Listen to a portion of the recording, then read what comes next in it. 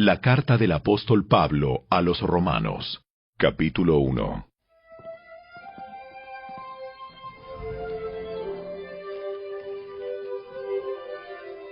Yo, Pablo, esclavo de Cristo Jesús y elegido por Dios para ser apóstol y enviado a predicar su buena noticia, escribo esta carta.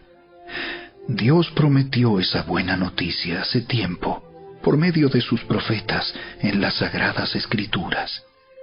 La buena noticia trata de su Hijo, en su vida terrenal. Él fue descendiente del rey David, y quedó demostrado que era el Hijo de Dios, cuando fue resucitado de los muertos, mediante el poder del Espíritu Santo. Él es Jesucristo, nuestro Señor. Por medio de Cristo, Dios nos ha dado a nosotros como apóstoles el privilegio y la autoridad de anunciar por todas partes a los gentiles lo que Dios ha hecho por ellos, a fin de que crean en Él y lo obedezcan, lo cual dará gloria a su nombre. Ustedes están incluidos entre los gentiles que fueron llamados a pertenecer a Jesucristo. Les escribo a todos ustedes, los amados de Dios que están en Roma y son llamados a ser su pueblo santo. Que Dios nuestro Padre y el Señor Jesucristo les den gracia y paz. Ante todo les digo que mediante Jesucristo le doy gracias a mi Dios por todos ustedes, porque en todas partes del mundo se habla de la fe que tienen en Él.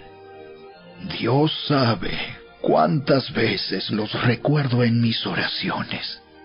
Día y noche hago mención de ustedes y sus necesidades delante de Dios, a quien sirvo con todo mi corazón, anunciando la buena noticia acerca de su Hijo. Algo que siempre pido en oración es que, Dios mediante, se presente la oportunidad de ir por fin a verlos, pues tengo muchos deseos de visitarlos para llevarles algún don espiritual que los ayude a crecer firmes en el Señor. Cuando nos encontremos, quiero alentarlos en la fe, pero también me gustaría recibir aliento de la fe de ustedes. Quiero que sepan, amados hermanos, que me propuse muchas veces ir a visitarlos, pero hasta el momento me vi impedido. Mi deseo es trabajar entre ustedes y ver frutos espirituales, tal como he visto entre otros gentiles, pues siento una gran obligación, tanto con los habitantes del mundo civilizado como con los del resto del mundo, con los instruidos y los incultos por igual. Así que estoy ansioso por visitarlos también a ustedes que están en Roma, para predicarles la buena noticia. Pues no me avergüenzo de la buena noticia acerca de Cristo, porque es poder de Dios en acción para salvar a todos los que creen, a los judíos primero y también a los gentiles. Esa buena noticia nos revela cómo Dios nos hace justos ante sus ojos, lo cual se logra del principio al fin por medio de la fe. Como dicen las Escrituras, es por medio de la fe que el justo tiene vida. Pero Dios muestra su ira desde el cielo contra todos los que son pecadores y perversos, que detienen la verdad con su perversión. Ellos conocen la verdad acerca de Dios, porque Él se la ha hecho evidente, pues desde la creación del mundo, todos han visto los cielos y la tierra, por medio de todo lo que Dios hizo. Ellos pueden ver a simple vista las cualidades invisibles de Dios, su poder eterno y su naturaleza divina. así que no tienen ninguna excusa para no conocer a Dios. Es cierto, ellos conocieron a Dios, pero no quisieron adorarlo como Dios, ni darle gracias. En cambio, comenzaron a inventar ideas necias sobre Dios. Como resultado, la mente les quedó en oscuridad y confusión. Afirmaban ser sabios, pero se convirtieron en completos necios. Y en lugar de adorar al Dios inmortal y glorioso, rindieron culto a ídolos que ellos mismos se hicieron con forma de simples mortales, de aves, de animales de 4 patas y de reptiles. Entonces Dios los abandonó para que hicieran todas las cosas vergonzosas que deseaban en su corazón. Como resultado, usaron sus cuerpos para hacerse cosas viles y degradantes entre sí. Cambiaron la verdad acerca de Dios por una mentira, y así rindieron culto y sirvieron a las cosas que Dios creó, pero no al Creador mismo, quien es digno de eterna alabanza. Amén.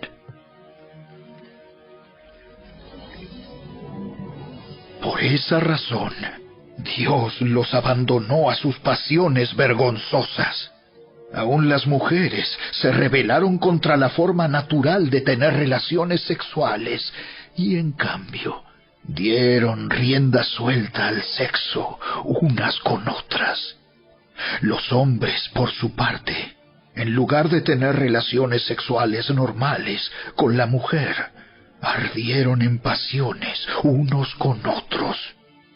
Los hombres hicieron cosas vergonzosas con otros hombres, y como consecuencia de ese pecado, sufrieron dentro de sí el castigo que merecían.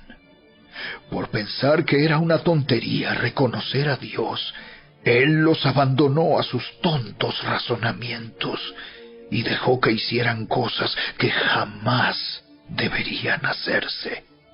Se llenaron de toda clase de perversiones, pecados, avaricia, odio, envidia, homicidios, peleas, engaños, conductas maliciosas y chismes. Son traidores, insolentes, arrogantes, fanfarrones y gente que odia a Dios. Inventan nuevas formas de pecar y desobedecen a sus padres. No quieren entrar en razón. No cumplen lo que prometen. Son crueles y no tienen compasión. Saben bien que la justicia de Dios exige que los que hacen esas cosas merecen morir. Pero ellos igual las hacen. Peor aún, incitan a otros a que también las hagan.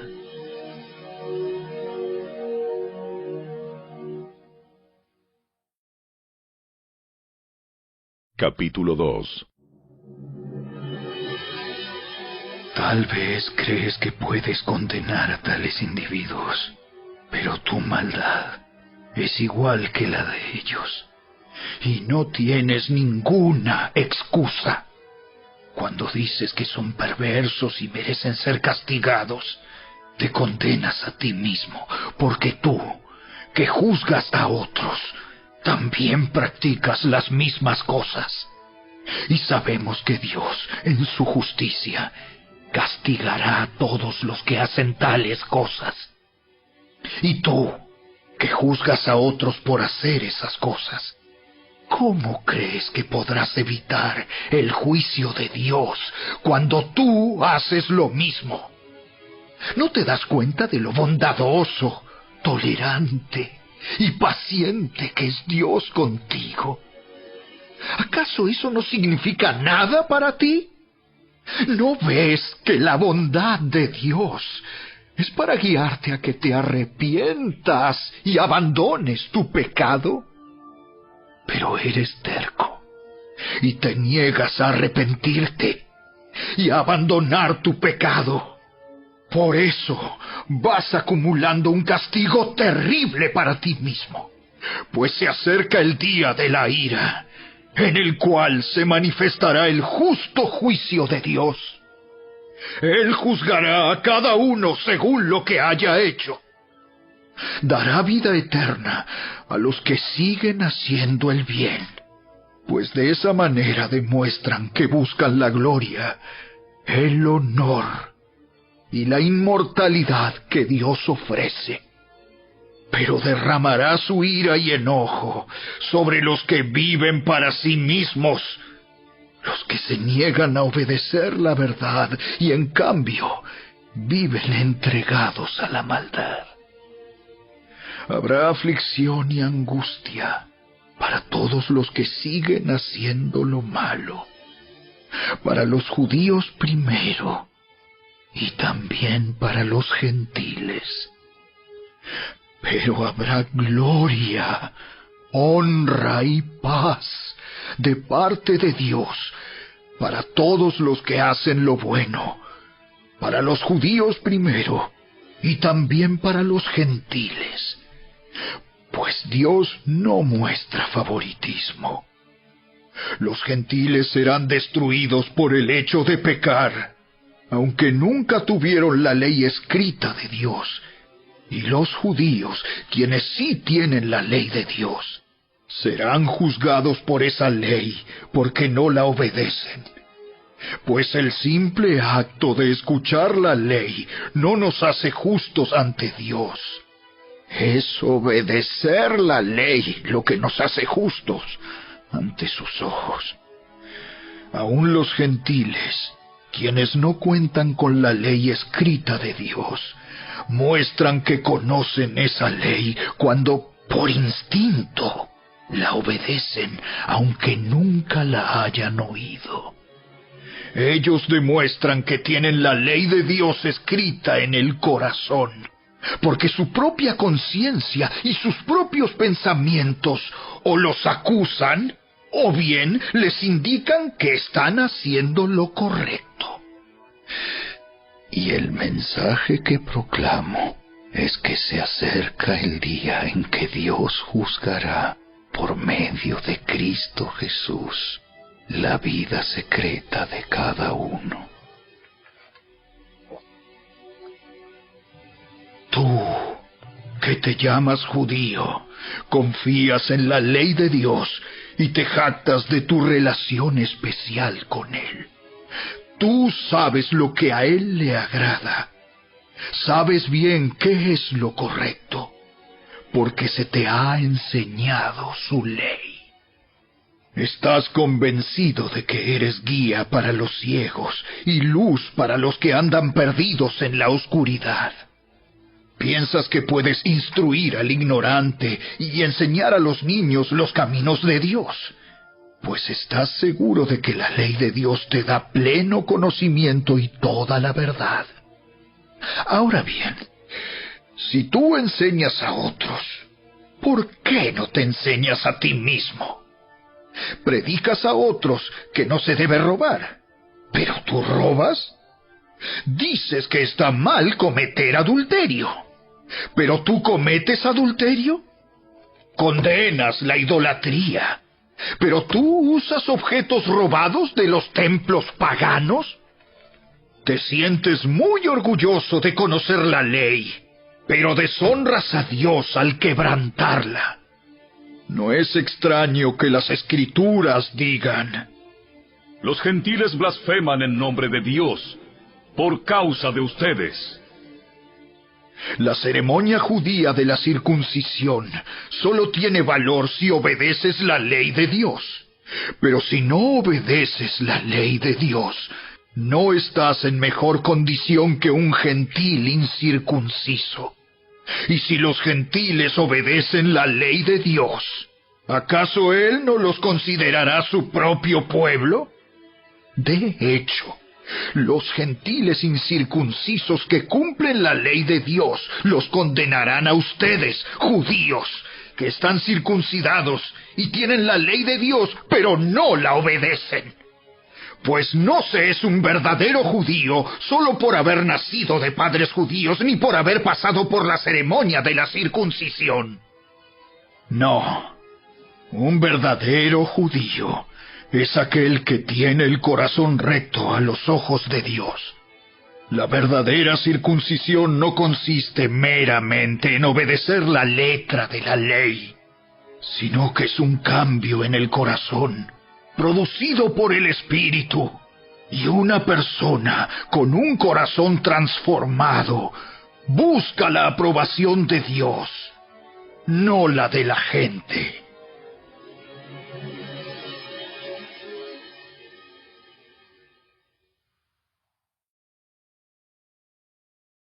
Capítulo 3.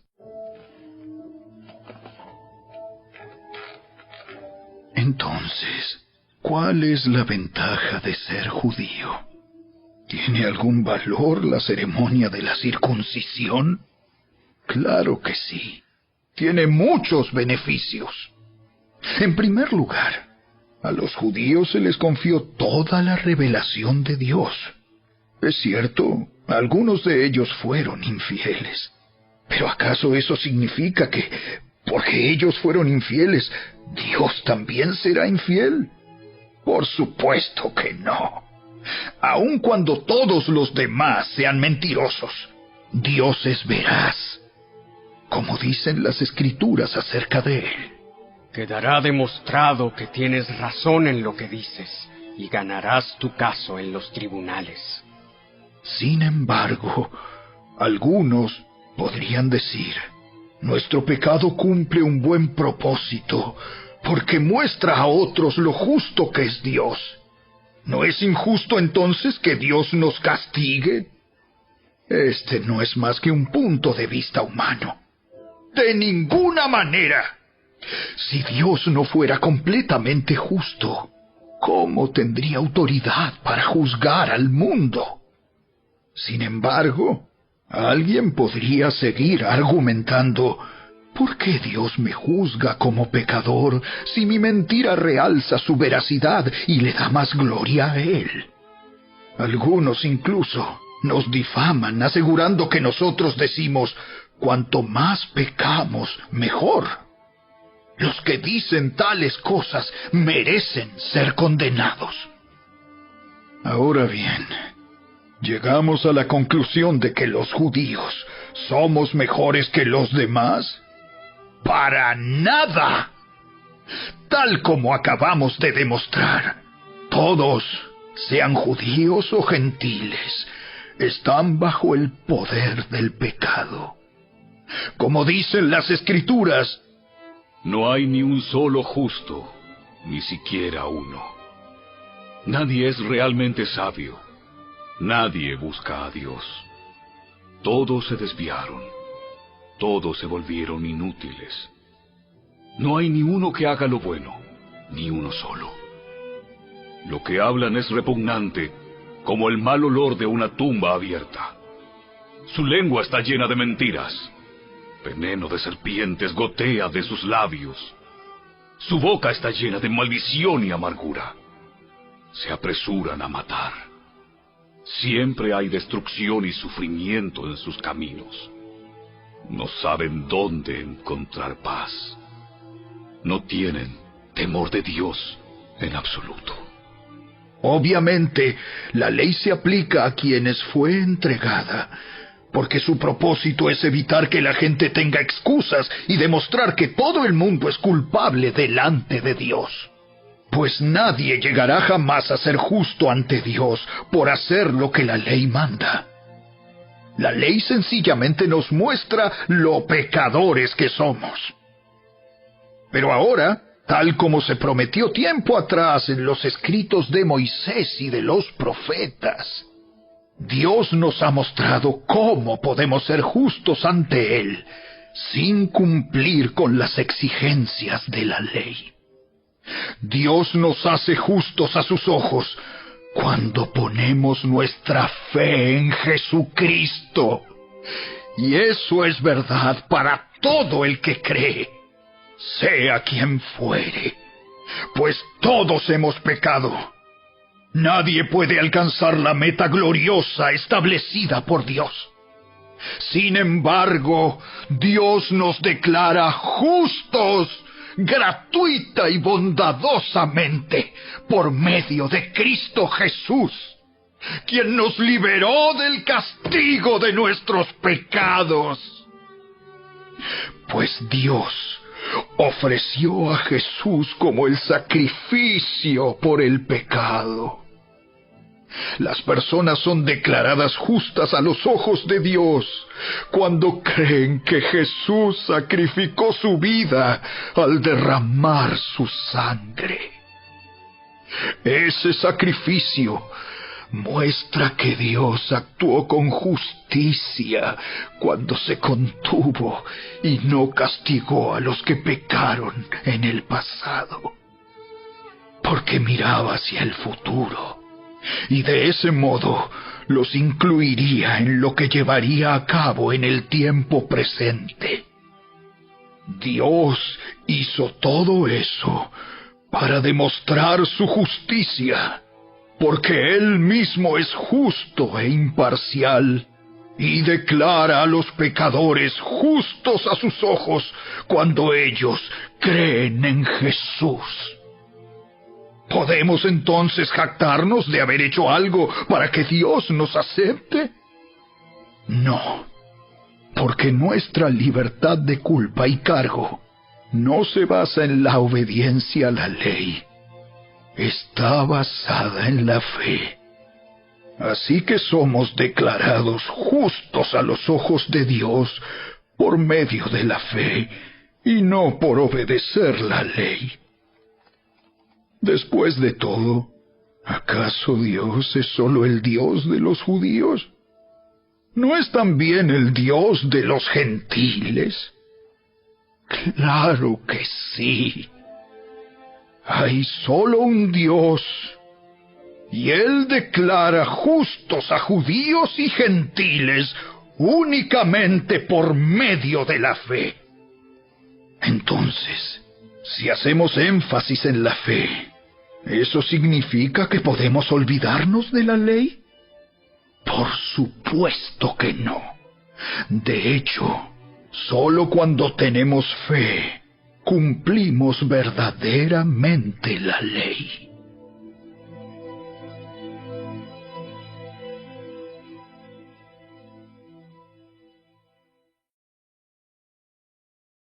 Capítulo 4.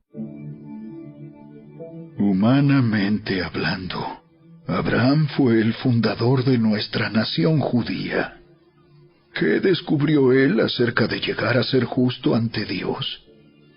Que si sus buenas acciones le hubieran servido para que Dios lo aceptara, habría tenido de qué jactarse.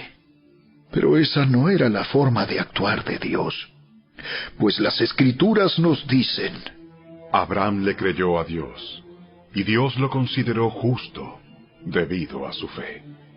Cuando la gente trabaja, el salario que recibe no es un regalo, sino algo que se ha ganado. Pero la gente no es considerada justa por sus acciones, sino por su fe en Dios, quien perdona a los pecadores. David también habló de lo mismo cuando describió la felicidad de los que son declarados justos sin hacer esfuerzos para lograrlo. ¡Oh, qué alegría para aquellos a quienes se les perdona la desobediencia, a quienes se les cubren los pecados! Sí, qué alegría para aquellos a quienes el Señor les borró el pecado de su cuenta. Ahora bien, ¿es esta bendición solamente para los judíos?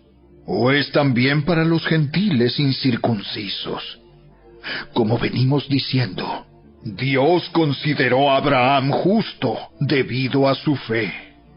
Pero ¿cómo sucedió esto? ¿Se le consideró justo solo después de ser circuncidado o fue antes? Es evidente que Dios aceptó a Abraham antes de que fuera circuncidado. La circuncisión era una señal de que Abraham ya tenía fe y de que Dios ya lo había aceptado y declarado justo aún antes de que fuera circuncidado. Por lo tanto, Abraham es el padre espiritual de los que tienen fe pero no han sido circuncidados. A ellos se les considera justos debido a su fe. Y Abraham también es el padre espiritual de los que han sido circuncidados, pero solo si tienen la misma clase de fe que tenía Abraham antes de ser circuncidado.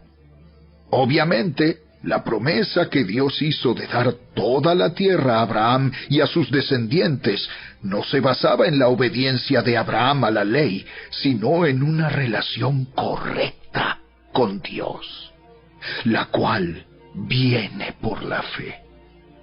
Si la promesa de Dios es solo para los que obedecen la ley, entonces la fe no hace falta y la promesa no tiene sentido. Pues la ley siempre trae castigo para los que tratan de obedecerla. La única forma de no violar la ley es no tener ninguna ley para violar. Así que la promesa se recibe por medio de la fe. Es un regalo inmerecido. Y vivamos o no de acuerdo con la ley de Moisés, todos estamos seguros de recibir esta promesa si tenemos una fe como la de Abraham, quien es el padre de todos los que creen. A eso se refieren las Escrituras cuando citan lo que Dios le dijo. Te hice padre de muchas naciones. Eso sucedió porque Abraham creyó en el Dios que da vida a los muertos y crea cosas nuevas de la nada. Aun cuando no había motivos para tener esperanza, Abraham siguió teniendo esperanza porque había creído en que llegaría a ser el padre de muchas naciones, pues Dios le había dicho: esa es la cantidad de descendientes que tendrás. Y la fe de Abraham no se debilitó a pesar de que él reconocía que por tener unos 100 años de edad, su cuerpo ya estaba muy anciano para tener hijos, igual que el vientre de Sara. Abraham siempre creyó la promesa de Dios sin vacilar. De hecho, su fe se fortaleció aún más y así le dio gloria a Dios. Abraham estaba plenamente convencido de que Dios es poderoso para cumplir todo lo que promete. Y debido a su fe, Dios lo consideró justo.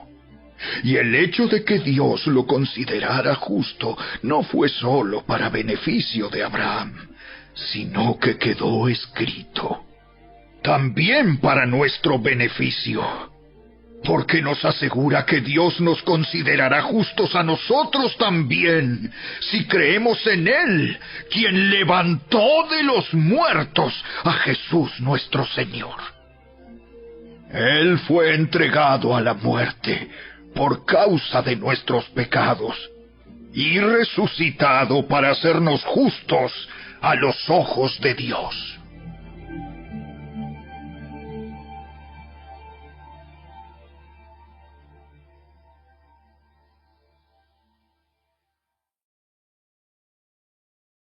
Capítulo 5.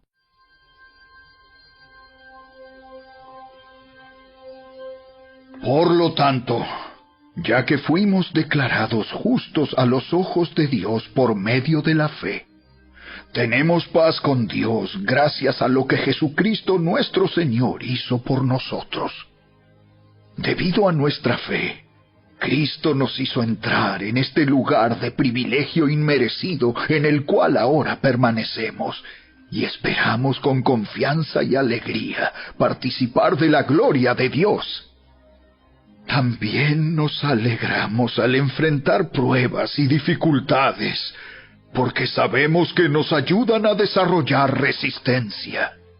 Y la resistencia desarrolla firmeza de carácter, y el carácter fortalece nuestra esperanza segura de salvación. Y esa esperanza no acabará en desilusión, pues sabemos con cuánta ternura nos ama Dios, porque nos ha dado el Espíritu Santo para llenar nuestro corazón con su amor. Cuando éramos totalmente incapaces de salvarnos, Cristo vino en el momento preciso y murió por nosotros, pecadores. Ahora bien, casi nadie se ofrecería a morir por una persona honrada, aunque tal vez alguien podría estar dispuesto a dar su vida por una persona extraordinariamente buena. Pero Dios mostró el gran amor que nos tiene al enviar a Cristo a morir por nosotros cuando todavía éramos pecadores. Entonces, como se nos declaró justos a los ojos de Dios por la sangre de Cristo, con toda seguridad, Él nos salvará de la condenación de Dios. Pues, como nuestra amistad con Dios quedó restablecida por la muerte de su Hijo cuando todavía éramos sus enemigos, con toda seguridad seremos salvos por la vida de su Hijo. Así que ahora podemos alegrarnos por nuestra nueva y maravillosa relación con Dios, gracias a que nuestro Señor Jesucristo nos hizo amigos de Dios. Cuando Adán pecó, el pecado entró en el mundo. El pecado de Adán introdujo la muerte, de modo que la muerte se extendió a todos, porque todos pecaron. Es cierto, la gente ya pecaba aún antes de que se entregara la ley, pero no se le tomaba en cuenta como pecado, porque todavía no existía ninguna ley para transgredir. Sin embargo, desde los tiempos de Adán hasta los de Moisés, todos murieron, incluso los que no desobedecieron un mandamiento explícito de Dios como lo hizo Adán. Ahora bien, Adán es un símbolo, una representación de Cristo, quien aún tenía que venir. Pero hay una gran diferencia entre el pecado de Adán y el regalo del favor inmerecido de Dios. Pues el pecado de un solo hombre, Adán, trajo muerte a muchos. Pero aún más grande es la gracia maravillosa de Dios y el regalo de su perdón para muchos por medio de otro hombre, Jesucristo. Y el resultado del regalo del favor inmerecido de Dios es muy diferente de la consecuencia del pecado de ese primer hombre. Pues el pecado de Adán llevó a la condenación, pero el regalo de Dios nos lleva a ser declarados justos a los ojos de Dios, a pesar de que somos culpables de muchos pecados. Pues el pecado de un solo hombre, Adán, hizo que la muerte reinara sobre muchos. Pero aún más grande es la gracia maravillosa de Dios y el regalo de su justicia, porque todos los que lo reciben vivirán en victoria sobre el pecado y la muerte por medio de un solo hombre, Jesucristo. Así es, un solo pecado de Adán trae condenación para todos. Pero un solo acto de justicia de Cristo trae una relación correcta con Dios y vida nueva para todos. Por uno solo que desobedeció a Dios, muchos pasaron a ser pecadores. Pero por uno solo que obedeció a Dios, muchos serán declarados justos. La ley de Dios fue entregada para que toda la gente se diera cuenta de la magnitud de su pecado Pero mientras más pecaba la gente, más abundaba la gracia maravillosa de Dios. Entonces, así como el pecado reinó sobre todos y los llevó a la muerte, ahora reina en cambio la gracia maravillosa de Dios, la cual nos pone en la relación correcta con Él y nos da como resultado la vida eterna por medio de Jesucristo, nuestro Señor.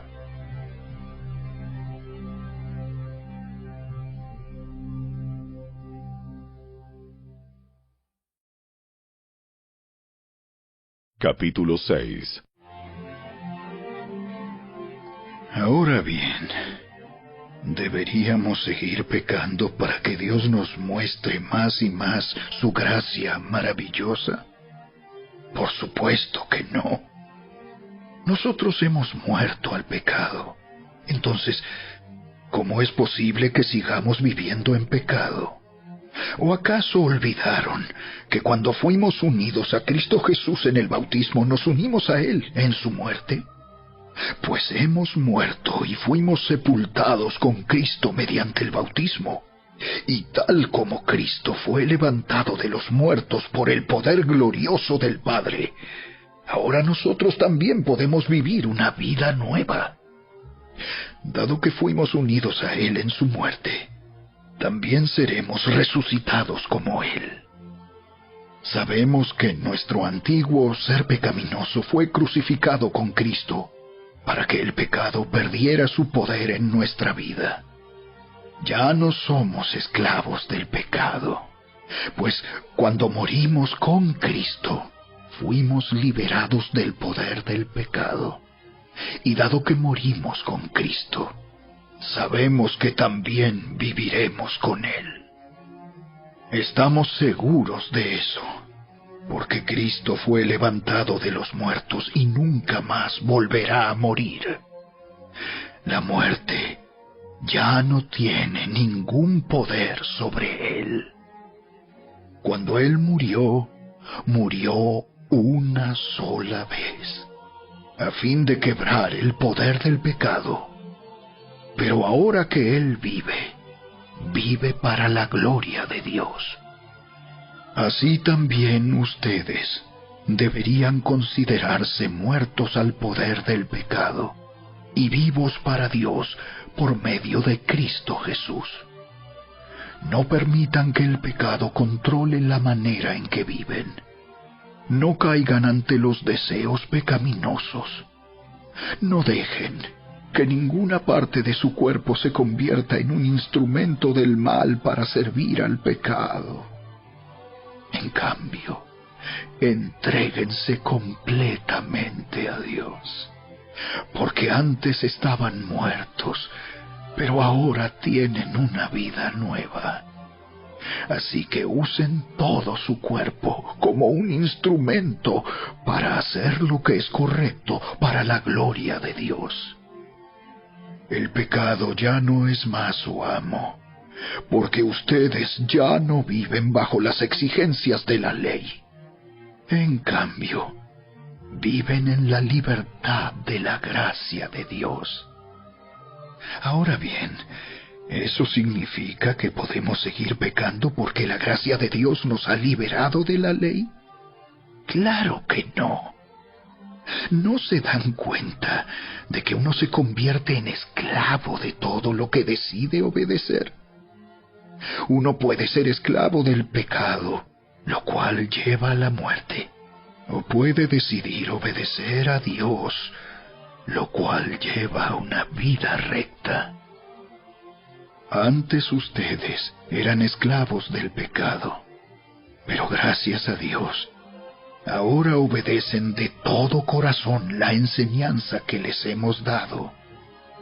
Ahora son libres de la esclavitud del pecado y se han hecho esclavos de la vida recta. Uso la ilustración de la esclavitud para ayudarlos a entender todo esto, porque la naturaleza humana de ustedes es débil. En el pasado se dejaron esclavizar por la impureza y el desenfreno, lo cual los hundió aún más en el pecado. Ahora deben entregarse como esclavos a la vida recta para llegar a ser santos. Cuando eran esclavos del pecado, estaban libres de la obligación de hacer lo correcto. ¿Y cuál fue la consecuencia? Que ahora están avergonzados de las cosas que solían hacer, cosas que terminan en la condenación eterna. Pero ahora quedaron libres del poder del pecado y se han hecho esclavos de Dios. Ahora hacen las cosas que llevan a la santidad y que dan como resultado la vida eterna. Pues la paga que deja el pecado es la muerte, pero el regalo que Dios da es la vida eterna por medio de Cristo Jesús, nuestro Señor.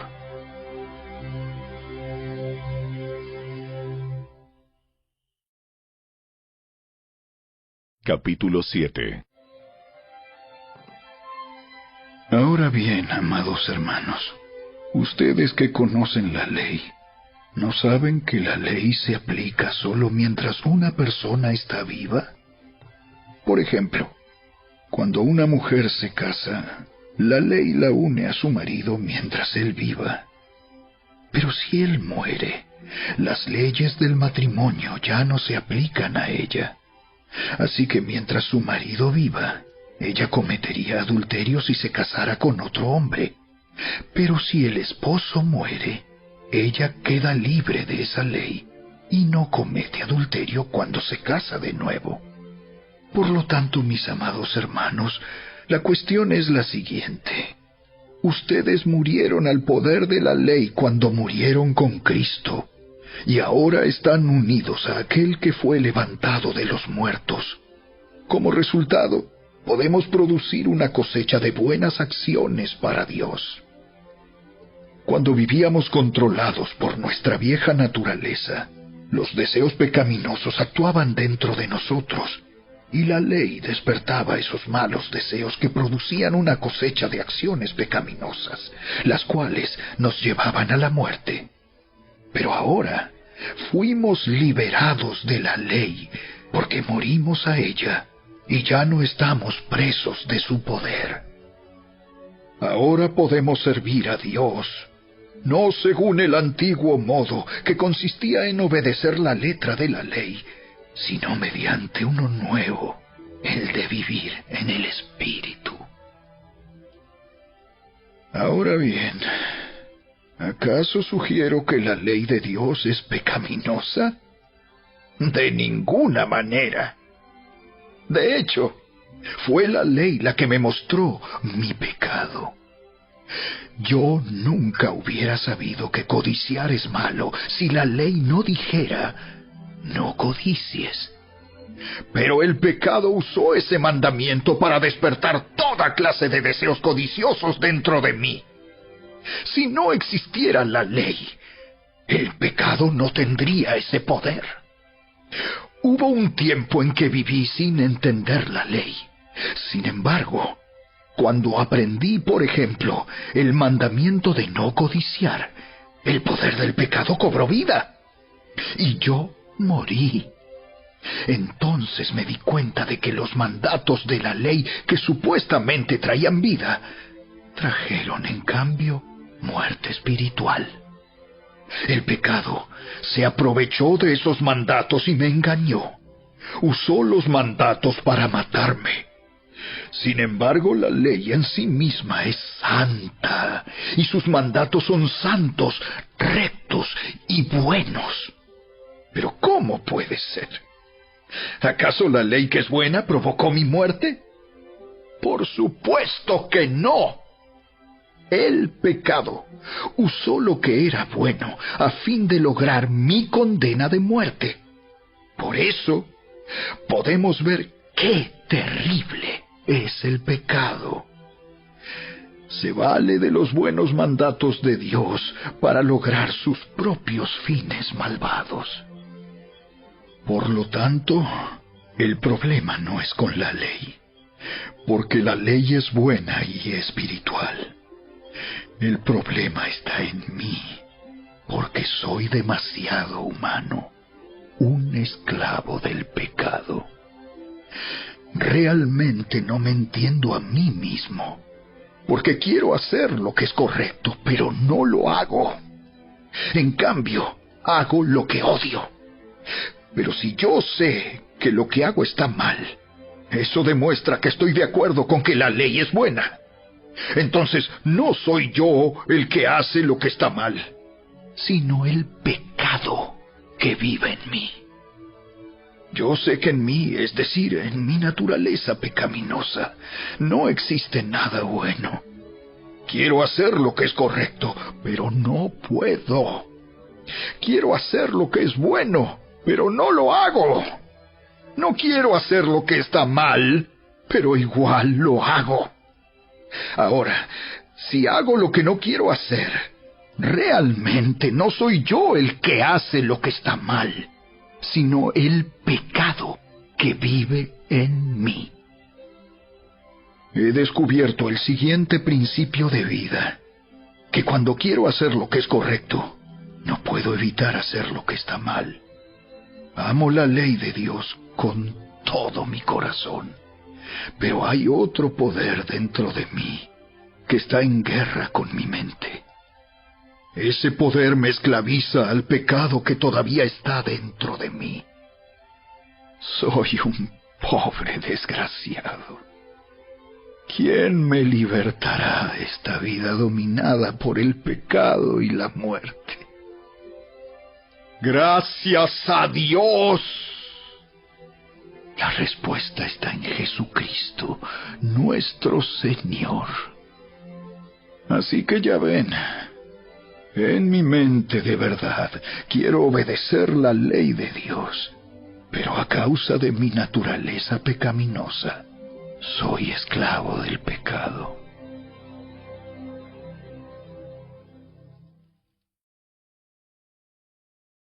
Capítulo 8.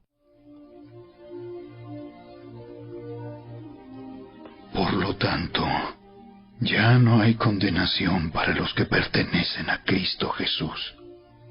Y porque ustedes pertenecen a Él, el poder del Espíritu que da vida los ha libertado del poder del pecado que lleva a la muerte. La ley de Moisés no podía salvarnos, porque nuestra naturaleza pecaminosa es débil. Así que Dios hizo lo que la ley no podía hacer. Él envió a su propio Hijo en un cuerpo como el que nosotros los pecadores tenemos. Y en ese cuerpo, mediante la entrega de su Hijo como sacrificio por nuestros pecados, Dios declaró el fin del dominio que el pecado tenía sobre nosotros. Lo hizo para que se cumpliera totalmente la exigencia justa de la ley a favor de nosotros, que ya no seguimos a nuestra naturaleza pecaminosa, sino que seguimos al Espíritu. Los que están dominados por la naturaleza pecaminosa piensan en cosas pecaminosas. Pero los que son controlados por el Espíritu Santo piensan en las cosas que agradan al Espíritu. Por lo tanto, permitir que la naturaleza pecaminosa les controle la mente lleva a la muerte. Pero permitir que el Espíritu les controle la mente lleva a la vida y a la paz. Pues la naturaleza pecaminosa es enemiga de Dios siempre. Nunca obedeció las leyes de Dios y jamás lo hará. Por eso, los que todavía viven bajo el dominio de la naturaleza pecaminosa nunca pueden agradar a Dios. Pero ustedes no están dominados por su naturaleza pecaminosa, son controlados por el Espíritu, si el Espíritu de Dios vive en ustedes.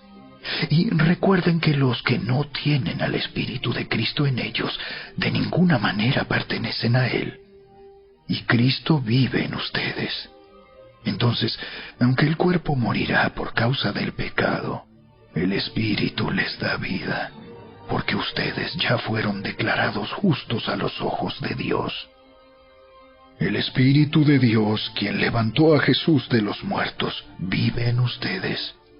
Y así como Dios levantó a Cristo Jesús de los muertos, Él dará vida a sus cuerpos mortales mediante el mismo Espíritu, quien vive en ustedes. Por lo tanto, amados hermanos, no están obligados a hacer lo que su naturaleza pecaminosa los incita a hacer, pues si viven obedeciéndola, morirán. Pero si mediante el poder del Espíritu hacen morir las acciones de la naturaleza pecaminosa, vivirán. Pues todos los que son guiados por el Espíritu de Dios son hijos de Dios. Y ustedes no han recibido un espíritu que los esclavice al miedo.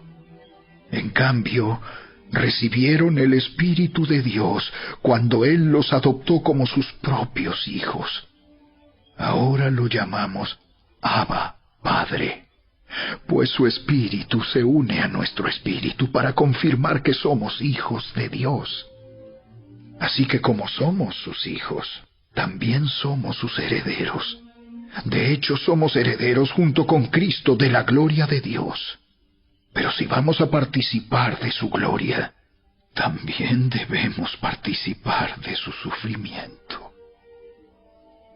Sin embargo, lo que ahora sufrimos no es nada comparado con la gloria que Él nos revelará más adelante, pues toda la creación espera con anhelo el día futuro en que Dios revelará quiénes son verdaderamente sus hijos. Contra su propia voluntad, toda la creación quedó sujeta a la maldición de Dios. Sin embargo, con gran esperanza, la creación espera el día en que será liberada de la muerte y la descomposición, y se unirá a la gloria de los hijos de Dios. Pues sabemos que hasta el día de hoy, toda la creación gime de angustia como si tuviera dolores de parto. Y los creyentes también gemimos, aunque tenemos al Espíritu Santo en nosotros como una muestra anticipada de la gloria futura, porque anhelamos que nuestro cuerpo sea liberado del pecado y el sufrimiento. Nosotros también deseamos con una esperanza ferviente que llegue el día en que Dios nos dé todos nuestros derechos como sus hijos adoptivos, incluido el nuevo cuerpo que nos prometió. Recibimos esa esperanza cuando fuimos salvos. Si uno ya tiene algo, no necesita esperarlo. Pero si deseamos algo que todavía no tenemos, debemos esperar con paciencia y confianza. Además, el Espíritu Santo nos ayuda en nuestra debilidad. Por ejemplo, nosotros no sabemos qué quiere Dios que le pidamos en oración, pero el Espíritu Santo ora por nosotros con gemidos que no pueden expresarse con palabras. Y el Padre, quien conoce cada corazón, sabe lo que el Espíritu dice, porque el Espíritu intercede por nosotros, los creyentes, en armonía con la voluntad de Dios. Y sabemos que Dios hace que todas las cosas cooperen para el bien de quienes lo aman y son llamados según el propósito que Él tiene para ellos. Pues Dios conoció a los suyos de antemano y los eligió para que llegaran a ser como su Hijo, a fin de que su Hijo fuera el hijo mayor de muchos hermanos. Después de haberlos elegido, Dios los llamó para que se acercaran a Él, y una vez que los llamó, los puso en la relación correcta con Él. Y luego de ponerlos en la relación correcta con Él, les dio su gloria. ¿Qué podemos decir acerca de cosas tan maravillosas como estas? Si Dios está a favor de nosotros, ¿quién podrá ponerse en nuestra contra? Si Dios no se guardó ni a su propio Hijo, sino que lo entregó por todos nosotros, ¿no nos dará también todo lo demás? ¿Quién se atreve a acusarnos a nosotros, a quienes Dios ha elegido para sí? Nadie, porque Dios mismo nos puso en la relación correcta con Él. Entonces, ¿quién nos condenará? Nadie, porque Cristo Jesús murió por nosotros y resucitó por nosotros, y está sentado en el lugar de honor a la derecha de Dios, e intercede por nosotros. ¿Acaso hay algo que pueda separarnos del amor de Cristo? ¿Será que Él ya no nos ama si tenemos problemas o aflicciones, si somos perseguidos o pasamos hambre, o estamos en la miseria o en peligro o bajo amenaza de muerte? Como dicen las Escrituras, por tu causa nos matan cada día, nos tratan como a ovejas en el matadero. Claro que no. A pesar de todas estas cosas, nuestra victoria es absoluta por medio de Cristo, quien nos amó. Y estoy convencido de que nada podrá jamás separarnos del amor de Dios. Ni la muerte, ni la vida, ni ángeles, ni demonios, ni nuestros temores de hoy, ni nuestras preocupaciones de mañana, ni siquiera los poderes del infierno pueden separarnos del amor de Dios. Ningún poder en las alturas ni en las profundidades, de hecho, nada en toda la creación podrá jamás separarnos del amor de Dios, que está revelado en Cristo Jesús, nuestro Señor.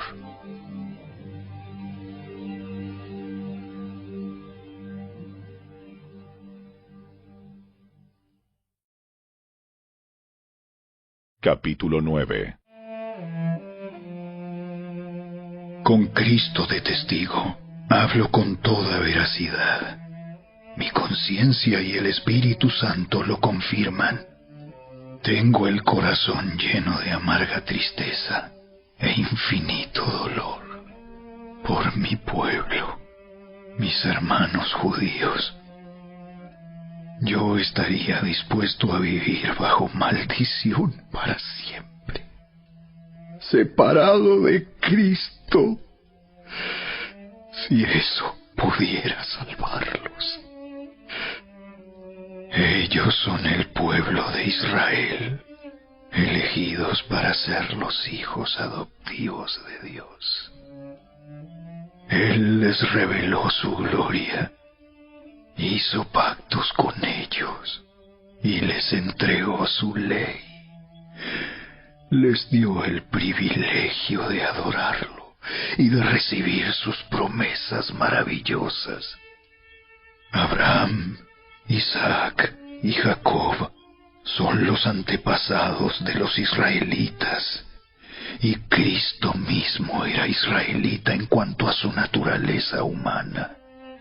Y Él es Dios, el que reina sobre todas las cosas, y es digno de eterna alabanza. Amén. Ahora bien, ¿acaso Dios no cumplió su promesa a Israel? No, porque no todos los que nacen en la nación de Israel son en verdad miembros del pueblo de Dios. Ser descendientes de Abraham no los hace verdaderos hijos de Abraham, pues las Escrituras dicen: Isaac es el hijo mediante el cual procederán tus descendientes. Aunque Abraham también tuvo otros hijos, eso significa que no todos los descendientes naturales de Abraham son necesariamente hijos de Dios. Solo los hijos de la promesa son considerados hijos de Abraham, pues Dios había prometido: Volveré dentro de un año, y Sara tendrá un hijo. Ese hijo fue nuestro antepasado Isaac. Cuando se casó con Rebeca, ella dio a luz mellizos. Sin embargo, antes de que nacieran, antes de que pudieran hacer algo bueno o malo, ella recibió un mensaje de Dios.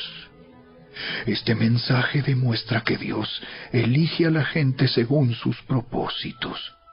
Él llama a las personas, pero no según las buenas o malas acciones que haya hecho. Se le dijo: Tu hijo mayor servirá a tu hijo menor. Como dicen las Escrituras: Tendré misericordia de quien yo quiera, y mostraré compasión con quien yo quiera. ¿Estamos diciendo entonces que Dios fue injusto? Por supuesto que no. Pues Dios le dijo a Moisés: Amé a Jacob, pero rechacé a Esaú. Por lo tanto, es Dios quien decide tener misericordia. No depende de nuestro deseo ni de nuestro esfuerzo, pues las Escrituras cuentan que Dios le dijo al faraón: Te he designado con el propósito específico de exhibir mi poder en ti y dar a conocer mi fama por toda la tierra. Así que, como ven, Dios decide tener misericordia de algunos y también decide endurecer el corazón de otros para que se nieguen a escuchar. Ahora bien, ustedes podrían decir: ¿por qué Dios culpa a las personas por no responder? ¿Acaso no hicieron sencillamente lo que Él les exige que hagan? No, no digan eso. ¿Quién eres tú, simple ser humano, para discutir con Dios? ¿Acaso el objeto creado puede preguntarle a su creador: ¿por qué me has hecho así? Cuando un alfarero hace vasijas de barro, ¿no tiene derecho a usar del mismo trozo de barro para hacer una vasija de adorno y otra para arrojar basura? De la misma manera, aunque Dios tiene el derecho de mostrar su enojo y su poder, Él es muy paciente con aquellos que son objeto de su enojo, los que están destinados para destrucción. Lo hace para que las riquezas de su gloria brillen con mucha más intensidad sobre aquellos a quienes les tiene misericordia, los que preparó de antemano para gloria. Y nosotros estamos entre los que Él eligió, ya sea del grupo de los judíos o de los gentiles. Con respecto a los gentiles, Dios dice en la profecía de Oseas: A los que no eran mi pueblo, ahora los llamaré mi pueblo. Llamaré a los que antes no amaba. Y también dice: En el lugar donde se les dijo: ustedes no son mi pueblo, allí serán llamados hijos del Dios viviente. Con respecto a Israel, el profeta Isaías clamó: Aunque los hijos de Israel son tan numerosos como la arena a la orilla del mar, solo un remanente se salvará, pues el Señor ejecutará su sentencia sobre la tierra, sin demora y de manera terminante. Y lo mismo dijo Isaías en otro lugar: Si el Señor de los ejércitos celestiales no hubiera perdonado la vida a unos cuantos de nuestros hijos, habríamos sido exterminados como Sodoma y destruidos como Gomorra. ¿Qué significa todo esto? Aunque los gentiles no trataban de seguir las normas de Dios, fueron declarados justos a los ojos de Dios. Y eso sucedió por medio de la fe. Pero los hijos de Israel, que se esforzaron tanto en cumplir la ley para llegar a ser justos ante Dios, nunca lo lograron. ¿Por qué no? Porque trataban de hacerse justos ante Dios por cumplir la ley en lugar de confiar en Él. Tropezaron con la gran piedra en su camino. Dios se lo advirtió en las Escrituras cuando dijo: Pongo en Jerusalén una piedra que hace tropezar a muchos, una roca que los hace caer. Pero todo el que confíe en Él jamás será avergonzado.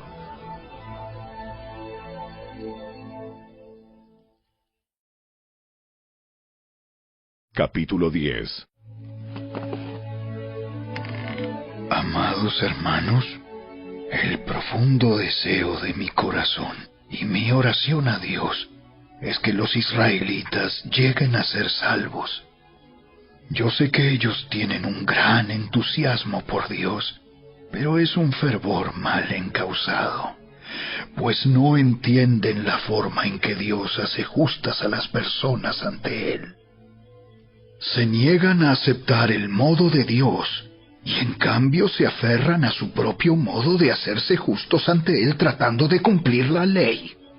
Sin embargo, Cristo ya cumplió el propósito por el cual se entregó la ley. Como resultado, a todos los que creen en Él se les declara justos a los ojos de Dios. Pues Moisés escribe que la ley exige obediencia a todos sus mandatos para que una persona llegue a ser justa ante Dios. Pero el modo de la fe para hacernos justos ante Dios dice: no digas en tu corazón: ¿quién subirá al cielo para hacer bajar a Cristo a la tierra? Ni tampoco digas: ¿quién descenderá al lugar de los muertos para volver a Cristo de nuevo a la vida? En realidad, dice, el mensaje está muy al alcance de la mano. Está en tus labios y en tu corazón. Y ese mensaje es el mismo mensaje que nosotros predicamos acerca de la fe. Si declaras abiertamente que Jesús es el Señor y crees en tu corazón que Dios lo levantó de los muertos, serás salvo. Pues es por creer en tu corazón que eres declarado justo a los ojos de Dios, y es por declarar abiertamente tu fe que eres salvo. Como nos dicen las Escrituras, todo el que confíe en Él jamás será avergonzado. No hay diferencia entre los judíos y los gentiles en ese sentido. Ambos tienen al mismo Señor, quien da con generosidad a todos los que lo invocan. Pues todo el que invoque el nombre del Señor será salvo. Pero ¿cómo pueden ellos invocarlo para que los salve si no creen en Él? ¿Y cómo pueden creer en Él si nunca han oído de Él? ¿Y cómo pueden oír de Él a menos que alguien se lo diga? ¿Y cómo irá alguien a contarles sin ser enviado? Por eso, las Escrituras dicen: ¡qué hermosos son los pies de los mensajeros que traen buenas noticias! Sin embargo, no todos aceptan la buena noticia, porque el profeta Isaías dijo: Señor, ¿quién ha creído nuestro mensaje? Así que la fe viene por oír, es decir, por oír la buena noticia acerca de Cristo. Pero pregunto, ¿De verdad el pueblo de Israel oyó el mensaje? Claro que sí. El mensaje se ha difundido por toda la tierra y sus palabras por todo el mundo. Vuelvo a preguntar, ¿entendió realmente el pueblo de Israel? Por supuesto que sí, pues incluso en el tiempo de Moisés, Dios dijo: despertaré sus celos con un pueblo que ni siquiera es una nación. Provocaré su enojo por medio de gentiles insensatos. Luego Isaías habló audazmente de parte de Dios y dijo: Me encontraron personas que no me buscaban. Me mostré a los que no preguntaban por mí. Pero con respecto a Israel, Dios dijo: todo el día les abrí mis brazos, pero ellos fueron desobedientes y rebeldes.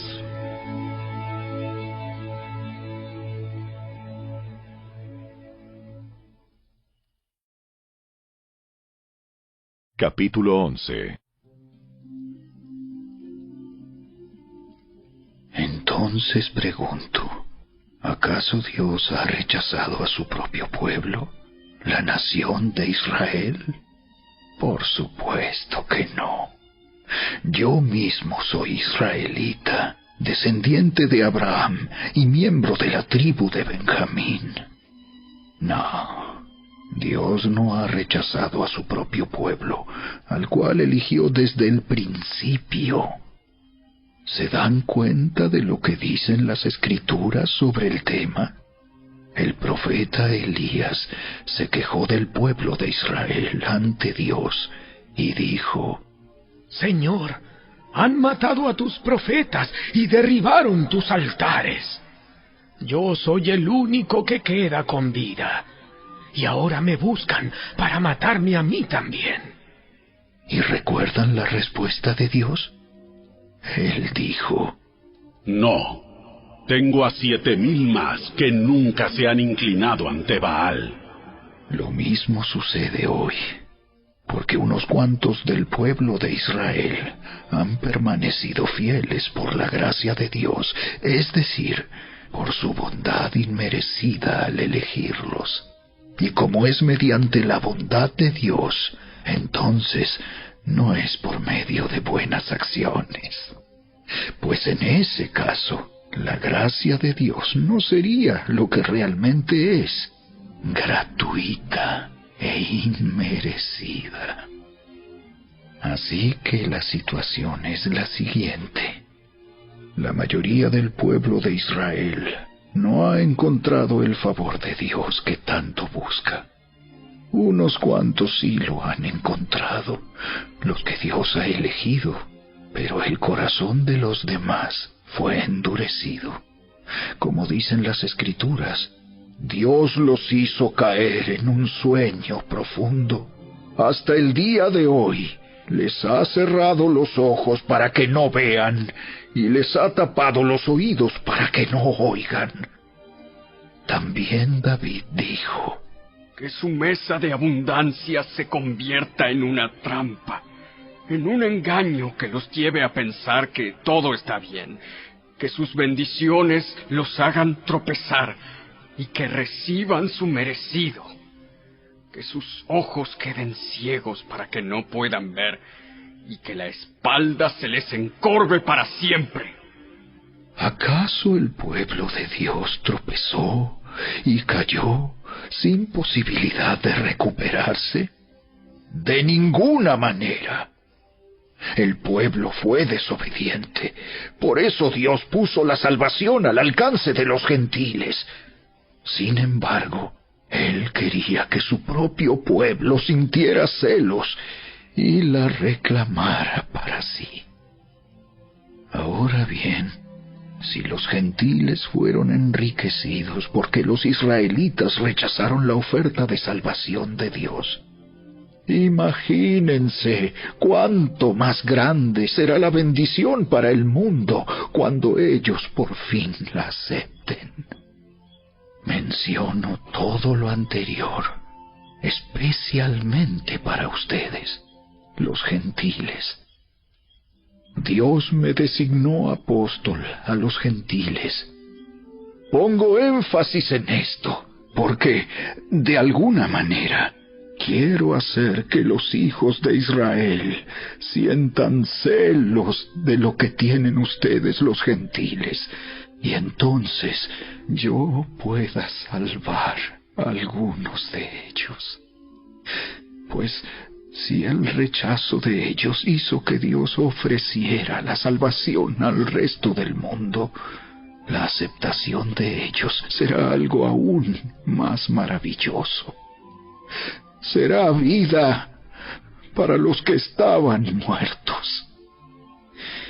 Y dado que Abraham y los otros patriarcas fueron santos, sus descendientes también serán santos, del mismo modo que toda la masa de pan es santa, porque la porción que se da como ofrenda es santa.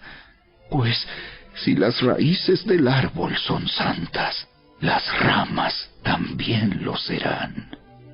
Algunas ramas del árbol de Abraham, algunos del pueblo de Israel, han sido arrancadas, y ustedes, los gentiles, que eran ramas de un olivo silvestre, fueron injertados. Así que ahora ustedes también reciben la bendición que Dios prometió a Abraham y a sus hijos, con lo cual comparten con ellos el alimento nutritivo que proviene de la raíz del olivo especial de Dios. Así que no se jacten de haber sido injertados para reemplazar a las ramas que fueron arrancadas. Ustedes son solo una rama, no son la raíz. Tal vez digas, bueno, esas ramas fueron arrancadas para darme lugar a mí. Es cierto, pero recuerda, esas ramas fueron arrancadas porque no creyeron en Cristo. Y tú estás allí porque sí crees. Así que no te consideres tan importante. Más bien, teme lo que podría suceder. Pues si Dios no perdonó a las ramas originales, tampoco te perdonará a ti. Fíjate en que Dios es bondadoso, pero también es severo. Es severo con los que desobedecen, pero será bondadoso contigo si sigues confiando en su bondad. En cambio, si dejas de confiar, tú también serás arrancado por completo. Y si el pueblo de Israel abandona su incredulidad, volverá a ser injertado, pues Dios tiene poder para volver a injertarlo en el árbol. Tú, por naturaleza, eras una rama cortada de un olivo silvestre. Por lo tanto, si Dios estuvo dispuesto a ir en contra de la naturaleza al injertarte en un árbol cultivado, Él estará mucho más dispuesto a injertar las ramas originales en el árbol al que pertenecen. Mis amados hermanos, quiero que entiendan este misterio, para que no se vuelvan orgullosos de ustedes mismos. Parte del pueblo de Israel tiene el corazón endurecido. Pero eso solo durará hasta que se complete el número de gentiles que aceptarán a Cristo. Y entonces todo Israel será salvo, como dicen las Escrituras. El que rescata vendrá de Jerusalén y apartará a Israel de la maldad. Y mi pacto con ellos es que quitaré sus pecados. Muchos del pueblo de Israel ahora son enemigos de la buena noticia, y eso los beneficia a ustedes, los gentiles, porque Él eligió a los antepasados Abraham, Isaac y Jacob, pues los dones de Dios y su llamado son irrevocables. Ustedes, los gentiles, antes eran rebeldes contra Dios, pero cuando el pueblo de Israel se rebeló contra él, Dios tuvo misericordia de ustedes y no de ellos. Ahora ellos son los rebeldes, y a ustedes Dios les mostró su misericordia para que ellos también participen de la misericordia de Dios.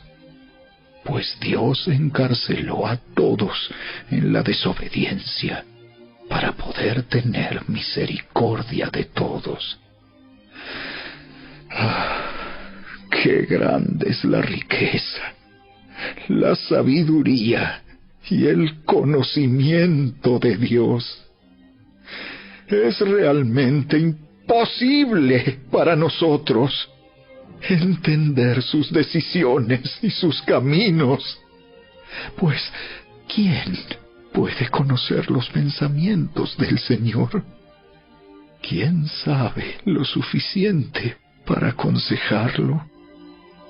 ¿Y quién le ha entregado tanto para que él tenga que devolvérselo?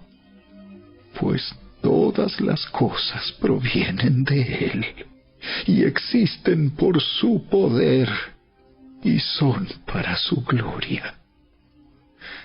A él sea toda la gloria por siempre. Amén.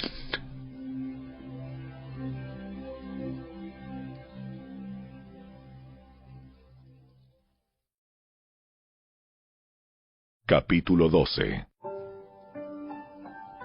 Por lo tanto, amados hermanos, les ruego que entreguen su cuerpo a Dios por todo lo que Él ha hecho a favor de ustedes.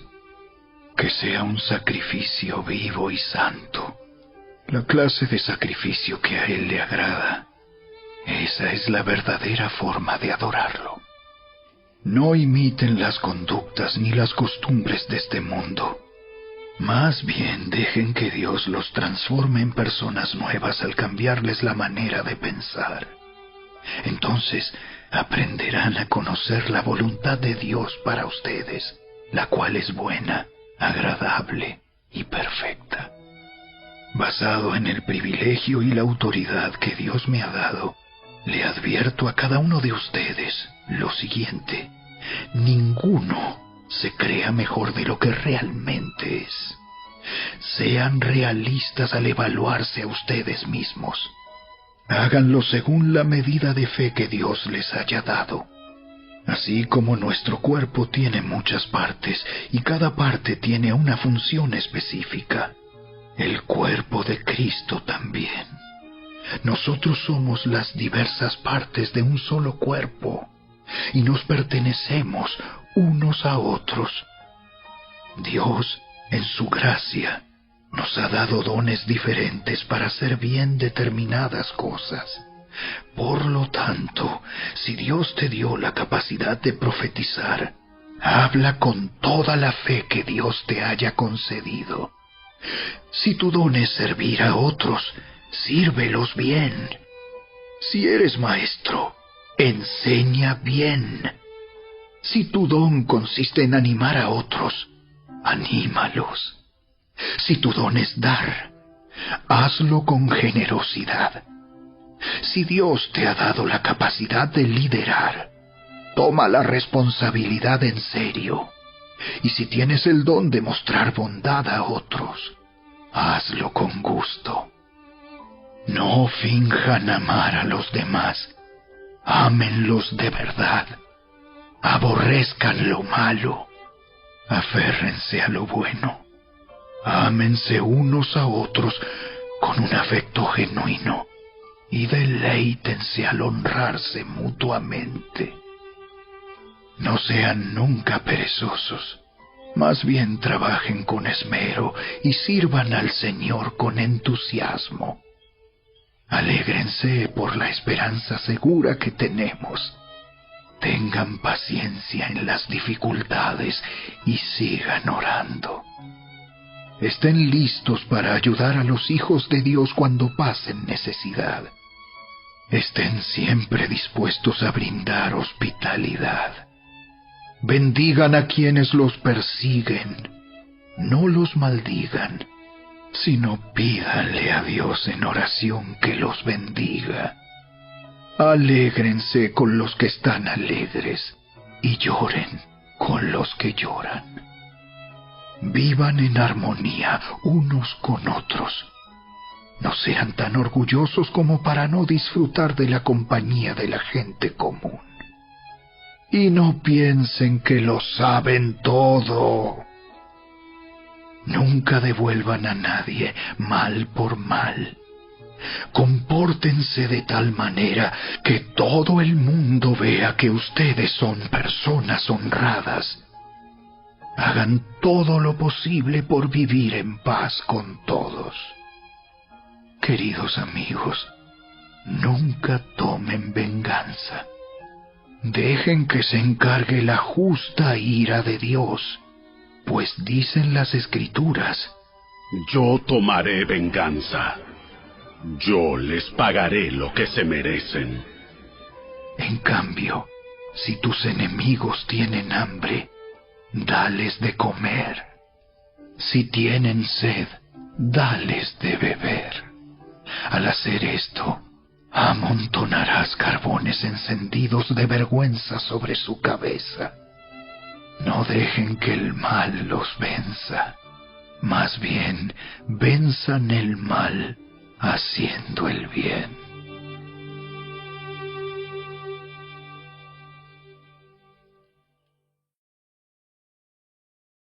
Capítulo 13.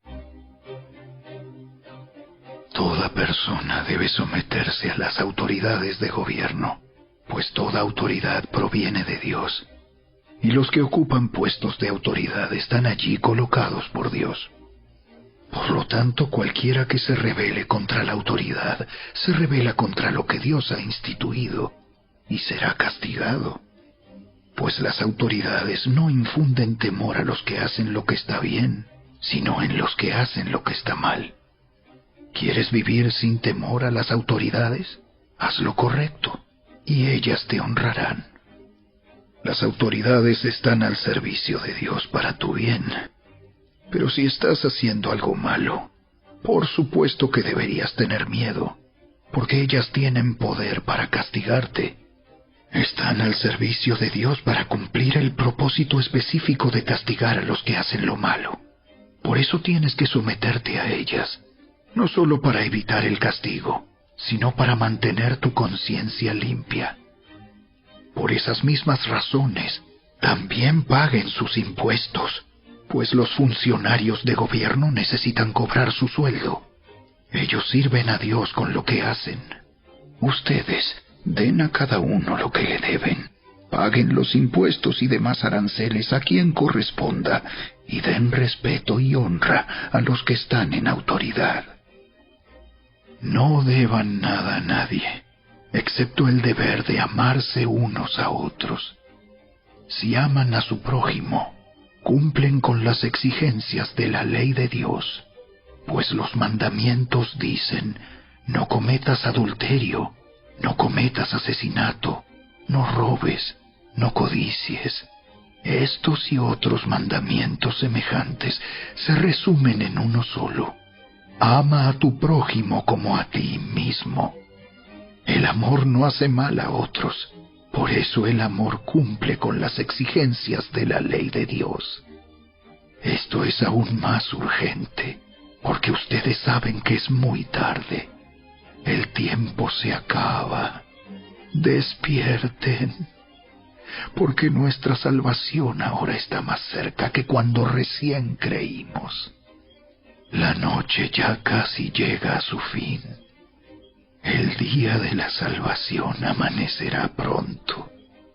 Por eso, dejen de lado sus actos oscuros, como si se quitaran ropa sucia, y pónganse la armadura resplandeciente de la vida recta.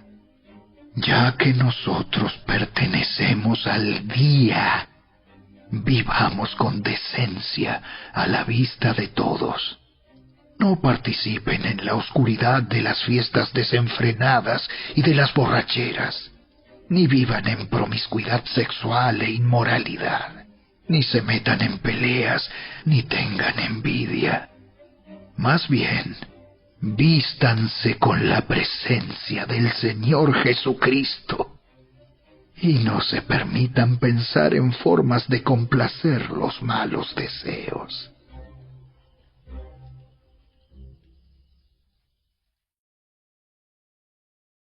Capítulo 14. Acepten a los creyentes que son débiles en la fe y no discutan acerca de lo que ellos consideran bueno o malo. Por ejemplo, un creyente piensa que está bien comer de todo, pero otro creyente, con una conciencia sensible, come solo verduras. Los que se sienten libres para comer de todo no deben menospreciar a los que no sienten la misma libertad. Y los que no comen determinados alimentos no deben juzgar a los que sí los comen, porque a esos hermanos Dios los ha aceptado. ¿Quién eres tú para juzgar a los sirvientes de otro? Su amo dirá si quedan en pie o caen, y con la ayuda del Señor quedarán en pie y recibirán la aprobación de Él. Del mismo modo, algunos piensan que un día es más sagrado que otro, mientras que otros creen que todos los días son iguales. Cada uno debería estar plenamente convencido de que el día que elija es aceptable. Los que adoran al Señor un día en particular lo hacen para honrarlo a Él. Los que comen toda clase de alimentos lo hacen para honrar al Señor, ya que le dan gracias a Dios antes de comer. Y los que se niegan a comer ciertos alimentos también quieren agradar al Señor y le dan gracias a Dios. Pues no vivimos para nosotros mismos, ni morimos para nosotros mismos. Si vivimos, es para honrar al Señor. Y si morimos, es para honrar al Señor. Entonces, tanto si vivimos como si morimos, pertenecemos al Señor. Cristo murió y resucitó con este propósito: ser Señor de los vivos y de los muertos. ¿Por qué entonces juzgas a otro creyente? ¿Por qué menosprecias a otro creyente? Recuerda que todos estaremos delante del tribunal de Dios, pues dicen las Escrituras: tan cierto como que yo vivo, toda rodilla se doblará ante mí, y toda lengua declarará lealtad a Dios. Es cierto, cada uno de nosotros tendrá que responder por sí mismo ante Dios. Así que dejemos de juzgarnos unos a otros. Por el contrario, propónganse vivir de tal manera que no causen tropiezo ni caída a otro creyente. Yo sé y estoy convencido por la autoridad del Señor Jesús que ningún alimento en sí mismo está mal. Pero si alguien piensa que está mal comerlo, entonces para esa persona está mal. Si otro creyente se angustia por lo que tú comes, entonces no actúas con amor si lo comes. No permitas que lo que tú comes destruya a alguien por quien Cristo murió. Entonces no serás criticado por hacer algo que tú crees que es bueno. Pues el reino de Dios no se trata de lo que comemos o bebemos, sino de llevar una vida de bondad, paz y alegría en el Espíritu Santo. Si tú sirves a Cristo con esa actitud, agradarás a Dios y también tendrás la aprobación de los demás. Por lo tanto, procuremos que haya armonía en la iglesia y tratemos de edificarnos unos a otros. No destruyas la obra de Dios a causa de lo que comes. Recuerda que todos los alimentos están permitidos, Lo malo es comer algo que haga tropezar a otro. Es mejor no comer carne, ni beber vino, ni hacer ninguna otra cosa que pudiera causar que otro creyente tropiece. Tal vez crees que no hay nada malo en lo que haces, pero manténlo entre tú y Dios. Benditos son los que no se sienten culpables por hacer algo que han decidido que es correcto. Pero si tienes dudas acerca de si debes o no comer algo en particular, entonces es pecado comerlo, pues no eres fiel a tus convicciones. Si haces algo que crees que está mal, pecas.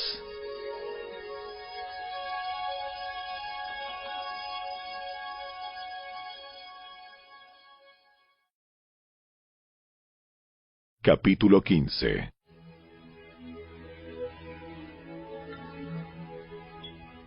Los que somos fuertes debemos tener consideración de los que son sensibles a este tipo de cosas. No debemos agradarnos solamente a nosotros mismos. Deberíamos ayudar a otros a hacer lo que es correcto y edificarlos en el Señor, pues ni siquiera Cristo vivió para agradarse a sí mismo. Como dicen las Escrituras, los insultos de aquellos que te insultan, oh Dios, han caído sobre mí. Tales cosas se escribieron hace tiempo en las Escrituras para que nos sirvan de enseñanza, y las Escrituras nos dan esperanza y ánimo mientras esperamos con paciencia hasta que se cumplan las promesas de Dios. Que Dios, quien da esa paciencia y ese ánimo, los ayude a vivir en plena armonía unos con otros, como corresponde a los seguidores de Cristo Jesús. Entonces, todos ustedes podrán unirse en una sola voz para dar alabanza y gloria a Dios, el Padre de nuestro Señor Jesucristo. Por lo tanto, acéptense unos a otros, tal como Cristo los aceptó a ustedes, para que Dios reciba la gloria. Recuerden que Cristo vino a servir a los judíos para demostrar que Dios es fiel a las promesas que les hizo a los antepasados de ellos. También vino para que los gentiles le dieran la gloria a Dios por la misericordia que Él tuvo con ellos. A eso se refería el salmista cuando escribió: Por eso te alabaré entre los gentiles, cantaré alabanzas a tu nombre. Y en otro lugar está escrito: Alégrense con su pueblo, oh gentiles. Y además: alaben al Señor todos ustedes los gentiles, todos los pueblos de la tierra, alábenlo. Y en otro lugar, Isaías dijo: El heredero del trono de David vendrá y reinará sobre los gentiles. Ellos pondrán su esperanza en él. Le pido a Dios, fuente de esperanza, que los llene completamente de alegría y paz, porque confían en Él. Entonces rebosarán de una esperanza segura mediante el poder del Espíritu Santo. Mis amados hermanos, estoy plenamente convencido de que ustedes están llenos de bondad.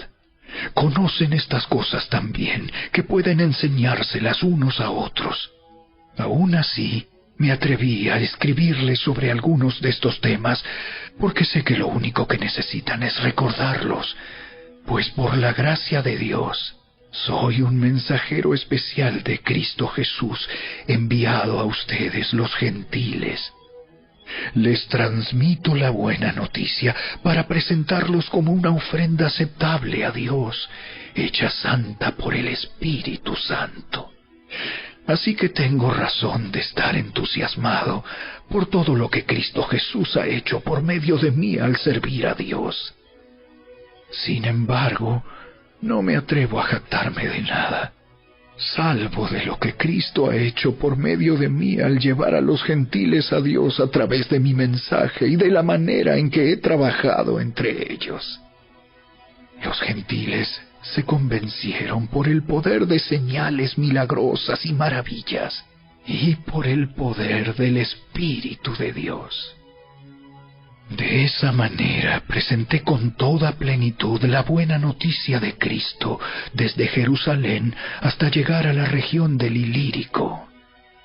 Mi gran aspiración siempre ha sido predicar la buena noticia donde nunca antes se ha oído el nombre de Cristo, y no donde otro ya ha comenzado una iglesia. He seguido el plan que mencionan las Escrituras, donde dice: los que nunca se enteraron de él, verán, y los que nunca oyeron de él, entenderán. De hecho, mi visita a ustedes se demoró tanto, precisamente porque estuve predicando en esos lugares. Ahora que terminé mi trabajo en estas regiones, y después de todos estos largos años de espera, tengo muchos deseos de ir a verlos. Estoy pensando viajar a España. Cuando lo haga, me detendré en Roma, y luego de disfrutar de la compañía de ustedes por un breve tiempo, podrán ayudarme con lo necesario para mi viaje. Sin embargo, antes de visitarlos, debo ir a Jerusalén para llevar una ofrenda a los creyentes de allí. Pues les cuento, los creyentes de Macedonia y Acaya con entusiasmo juntaron una ofrenda para los creyentes de Jerusalén que son pobres. Lo hicieron con gusto, porque se sienten en deuda con ellos. Dado que los gentiles recibieron las bendiciones espirituales de la buena noticia por parte de los creyentes de Jerusalén, sienten que lo menos que pueden hacer por ellos a cambio es ayudarlos económicamente. En cuanto yo entregue ese dinero y termine esa buena acción de los gentiles, iré a visitarlos a ustedes de camino a España. Cuando vaya, estoy seguro de que Cristo bendecirá en abundancia el tiempo que pasemos juntos. Mis amados hermanos, les pido encarecidamente, en el nombre de nuestro Señor Jesucristo, que se unan a mi lucha orando a Dios por mí. Háganlo por el amor que me tienen, ese amor que el Espíritu Santo les ha dado.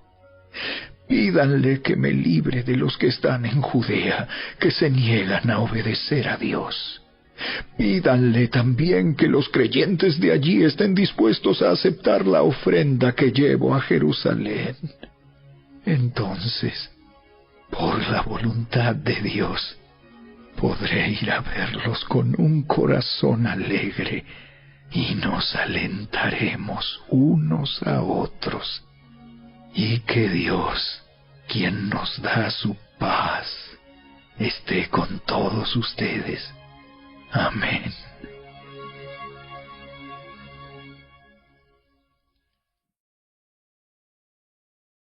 Capítulo 16. Les encomiendo a nuestra hermana Febe, quien es diaconisa de la iglesia en Cencrea. Recíbanla en el Señor como digna de honra en el pueblo de Dios. Ayúdenla en todo lo que necesite, porque ella ha sido de ayuda para muchos, especialmente para mí. Den mis saludos a Priscila y Aquila, mis colaboradores en el ministerio de Cristo Jesús. De hecho, ellos una vez arriesgaron la vida por mí. Yo les estoy agradecido, igual que todas las iglesias de los gentiles. Den también mis saludos a la iglesia que se reúne en el hogar de ellos. Saluden a mi querido amigo Epeneto. Él fue el primero de toda la provincia de Asia que se convirtió en seguidor de Cristo. Denle mis saludos a María, quien ha trabajado tanto por ustedes. Saluden a Andrónico y a Junias, judíos como yo, quienes estuvieron en la cárcel conmigo. Ellos son muy respetados entre los apóstoles y se hicieron seguidores de Cristo antes que yo. Saluden a Amplias, mi querido amigo en el Señor. Saludos también a Urbano, nuestro colaborador en Cristo, y a mi querido amigo Estaquis. Saluden a Apeles, un buen hombre aprobado por Cristo, y den mis saludos a los creyentes de la familia de Aristóbulo. Saluden a Herodión, judío como yo. Saluden a los de la familia de Narciso, que son del Señor. Den mis saludos a Trifena y Trifosa, obreras del Señor, y a la amada Pérsida, quien ha trabajado tanto para el Señor. Saluden a Rufo, a quien el Señor eligió para hacer lo suyo, y también a su querida madre, quien ha sido como una madre para mí. Den mis saludos a Asíncrito, Flegonte, Hermas, Patrobas, Hermes y a los hermanos que se reúnen con ellos. Saluden también a Filólogo, Julia, Nereo y su hermana, y a Olimpas y a todos los creyentes que se reúnen con ellos. Salúdense unos a otros con un beso santo. Todas las iglesias de Cristo les envían saludos. Y ahora, mis amados hermanos, les pido algo más. Tengan cuidado con los que causan divisiones y trastornan la fe de los creyentes al enseñar cosas que van en contra de lo que a ustedes se les enseñaron. Manténganse lejos de ellos. Tales personas no sirven a Cristo nuestro Señor. Sirven a sus propios intereses. Con palabras suaves y halagos engañan a la gente inocente. Pero todos saben que ustedes son obedientes al Señor. Eso me llena de alegría. Quiero que sean sabios para hacer lo que está bien y sigan siendo inocentes en cuanto a toda clase de mal. El Dios de paz pronto aplastará a Satanás bajo los pies de ustedes. Que la gracia de nuestro Señor Jesús sea con ustedes. Timoteo, mi compañero de trabajo, les manda saludos, igual que Lucio, Jasón y Sosípater, judíos como yo. Yo, Tercio, quien escribo esta carta de parte de Pablo, también les envío mis saludos como uno de los seguidores del Señor. Los saluda Gayo.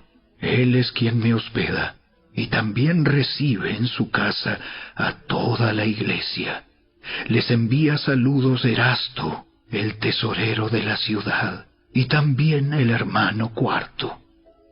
Que toda la gloria sea para Dios, quien puede fortalecerlos tal como expresa la buena noticia.